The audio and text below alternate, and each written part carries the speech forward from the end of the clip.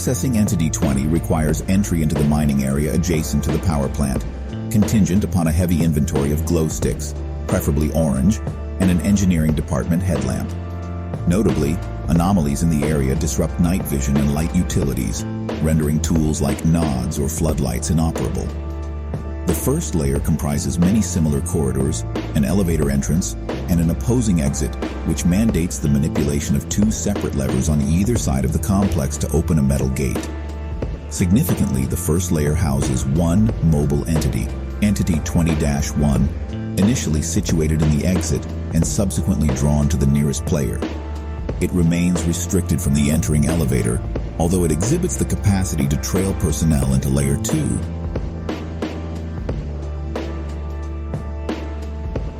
Layer 2 is smaller than Layer 1 with more diverse rooms. The entrance continues beyond the metal gate, the exit a small opening with a descending ladder. 3 mineable gold deposits consistently spawn gold ores, and titanium recurring in the 2 center deposits.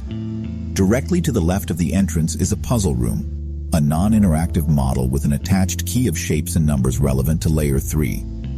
The entirety of this layer, with exception to the key in the puzzle room, could be ignored for a successful expedition of Entity 20. Farthest from the entrance is an engineering department compound with mining utilities and recent blast marks. Layer 2 contains an assortment of notes in the puzzle or facility rooms, with engineering department equipment littering the area. It details the facility's purpose as testing grounds for thermal imaging and ballistic armor experiments adapted from Site-001. Similar to Layer 1, Layer 2 has one mobile entity, Entity 20-2. It displays no major differences with Entity 20-1, with exception to different audio and face textures.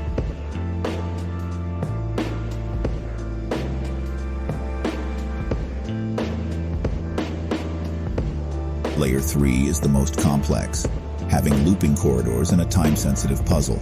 It features a continuation of the facility with interactable props, an operable puzzle room similar to Layer 2, 2 separate levers, and a button that opens a ceiling drop into the Layer 2 puzzle room. The fuse box must be on for these elements to function, but it can only be active for 2 minutes before resetting. The prized experiments mentioned in Layer 2 are in 2 separate but connecting vaults. For the first door with the fuse on, immediately activate both levers. If too slow, the levers will remain unchanged from the prior attempt and thus require an additional run to fix. After opening the first door, move to the puzzle room. It is essential that you have the code from Layer 3 and the key from Layer 2. Find the column of digits with the same as the given code, ignoring the topmost row. The column does not need the same order or quantity of numbers. Then, toggle the master key to change the shapes of the 4 levers and substitute the numbers for shapes in the order of the code. The master lever, the shapeless lever on the far right, allows the user to change the state of other levers without changing the shape. The topmost row indicates how many levers, including the master lever, must be down, in this case, 5. The first vault stores the Nova prototype rifle, or NP416, a 60-round assault rifle with a thermal scope. Due to the use of plasma munitions, the NP416 has exceptional velocity, range, and penetration capabilities. Adjacent to the first vault is the secondary, or armory vault containing the Entity 20 armor. Entity 20 armor is noted for exceptional head and thoracic protection, being the most resistant wearable body armor.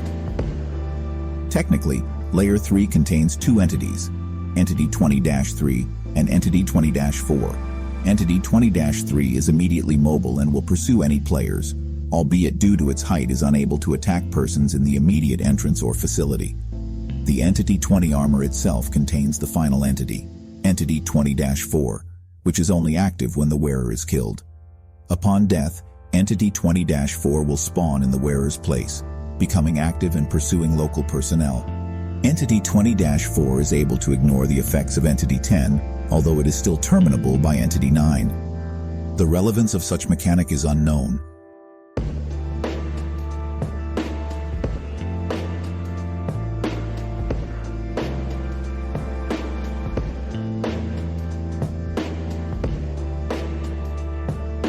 At some time, the prototypes became too dangerous and were sealed with explosives, burying the corporation surveyors in Entity 20.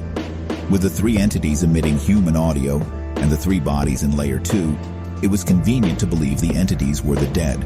According to written entries, the entities existed before the sealing of the facility, and a correlation between these items with the Nova Dominion, seen in the plasma weaponry, references to Site 1 and the Dimensional Rift map. Thus, the events in Entity 20 are an obvious containment measure, desperately halting a breach of an anomaly, or even Dominion, wonder weapons. However, without documentation on the prototypes or background on Entity 20's instances, the additional weaponization of Dominion technology could prove equally dangerous.